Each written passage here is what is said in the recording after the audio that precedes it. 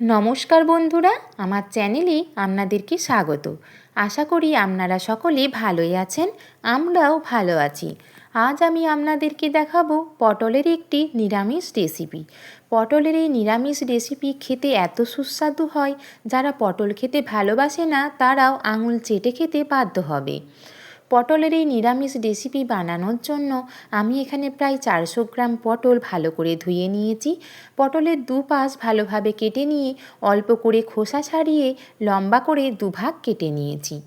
পটলগুলিকে কেটে নেবার পরে পরিমাণ মতো নুন এবং হলুদ গুঁড়ো দিয়ে ভালোভাবে মাখিয়ে নেব এবং 5 মিনিট রেস্টে রেখে দেব। পটলের এই রেসিপি বানানোর জন্য আমি এখানে 2 কাঁচা পাকা লঙ্কা, হাফ চামচ কালো জিরে, 4 চামচ পোস্ত, 2 চামচ সাদা সর্ষে নিয়ে নেব। সর্ষে এবং পোস্তটা আপনারা সমান সমানও নিতে পারেন। পোস্ত এবং সর্ষে মিক্সার গ্রাইন্ডার জারে নিয়ে নেওয়ার পরে আমি প্রথমে গুঁড়ো করে নেব, তারপরে অল্প পরিমাণ জল দিয়ে একটা মিহি পেস্ট বানিয়ে নেব। কড়াই গরম করে আমি পরিমাণ মতো সর্ষের তেল দিয়ে দিয়েছি। তেল গরম হয়ে গেলে খুন্তির সাহায্যে তেলটাকে কড়ার চারিদিকে ভালোভাবে ছড়িয়ে দিয়েছি। তেল ছড়ানো হয়ে গেলে নুন হলুদ মাখানো পটলগুলি এক এক করে তেলের উপরে দিয়ে দেব।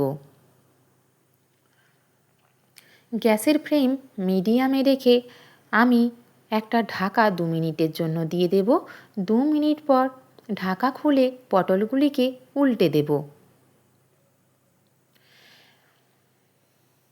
এক এক করে সমস্ত পটলগুলো উল্টে দেবার পরে আবারও আমি ঢাকা দিয়ে দেব 2 মিনিটের জন্য। 2 মিনিট পরে ঢাকাগুলোকে খুলে পটলের দুপাশ ভালোভাবে ভাজা হয়ে গেলে একটি পাত্রে আমি তুলে রাখব।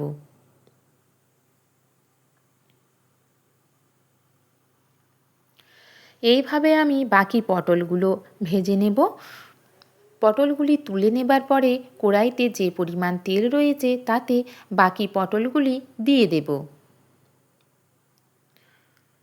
পটলগুলি দিয়ে দেবার পরে আবারও ঢাকা দিয়ে 2 মিনিট রেখে দেব এবং 2 পিস ভালোভাবে ভেজে নেবার পরে পটলগুলিকে একটি পাত্রে নামিয়ে রাখব।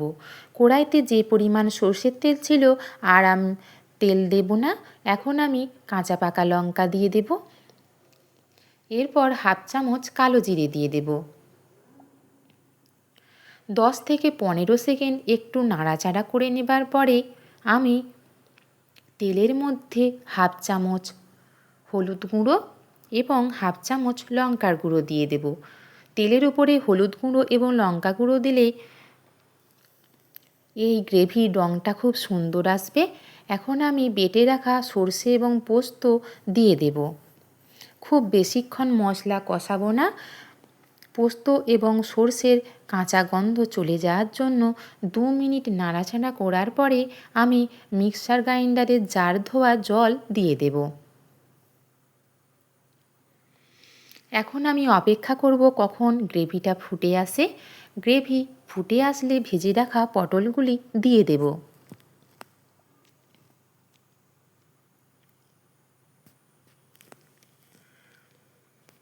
পটলগুলি দিয়ে দেবার পরে একটা ঢাকা দিয়ে দেব।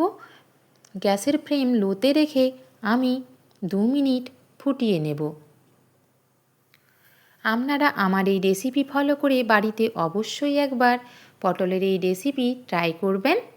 এখন আমি পরিমাণ মতো নুন এবং চিনি দিয়ে দেব। যদি আপনাদের আমার এই রেসিপি ভালো লেগে থাকে তাহলে অবশ্যই লাইক, কমেন্ট, শেয়ার করবেন। নিত্য নতুন রেসিপি পেতে আমার চ্যানেলটি সাবস্ক্রাইব করার অনুরোধ জানালাম। পাশে থাকা বেল আইকনটি প্রেস করবেন যাতে আমি নিত্য নতুন রেসিপিগুলো পোস্ট করার পরে আপনাদের কাছে তাড়াতাড়ি পৌঁছে যেতে পারে। আমার পটলের এই রেসিপি একদম তৈরি। আমার রেসিপি দেখার জন্য নমস্কার।